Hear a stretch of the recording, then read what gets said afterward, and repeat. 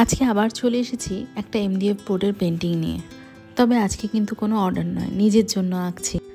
আসলে আমার আঁকার টেবিলের সামনের দেওয়ালটা একদম ফাঁকা, তাই ঠিক করেছি ওখানে কিছু এমডিএফ বোর্ডের উপর পেন্টিং করে লাগিয়ে রাখবো। আজ প্রতিটা ছবি তোমাদের সাথে শেয়ার করব। আর ফার্স্টেই এঁকে ফেললাম এই ছবিটা।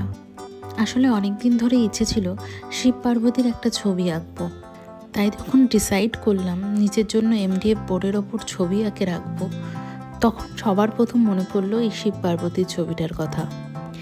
এই ছবিটা পিন্টারেস্ট থেকে নেওয়া, আর আমার ফোনের গ্যালারিতে এই ছবিটা বহুদিন ধরে সেভ ছিল। আজকে যখন প্রথম আঁকতে বসলাম তখন সবার প্রথম মনে পড়লো এই ছবিটার কথা, তাই এঁকে ফেললাম এই ছবিটা। তোমাদের কেমন লাগলো তোমরা ফাইনাল লুকটা দেখে অবশ্যই জানিও। আসলে এই আর্ট ফর্মটা না আমার ভীষণ ভালো লাগে। বেশ কিছুদিন আগে একটা ফোন কভারের উপর এঁকেছিলাম আর জিজ্ঞাসা করেছিলাম এই আর্ট ফর্মটাকে কী বলে। সেখানে অনেকেই আমাকে বলেছিল এই আর্ট ফর্মটাকে ফোক আর্ট বলে।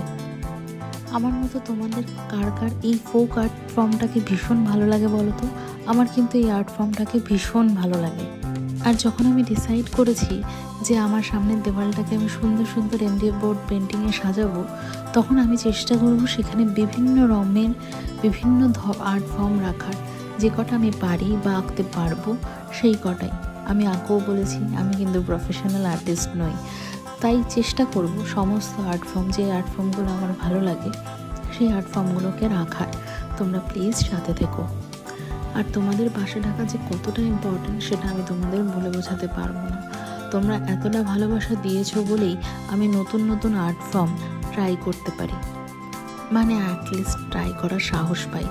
আমি কোনোদিনও নিজেও ভাবিনি যে আমি এই আর্ট ফর্মগুলো বা এই ছবিগুলো কোনোদিনও আঁকবো আর সেটা কোনো সোশ্যাল মিডিয়ায় পোস্ট করব। তাই তোমাদের যদি আমার আঁকা ভালো লাগে তাহলে প্লিজ আমার সাথে থেকো আর জানিও তোমাদের কেমন লাগলো।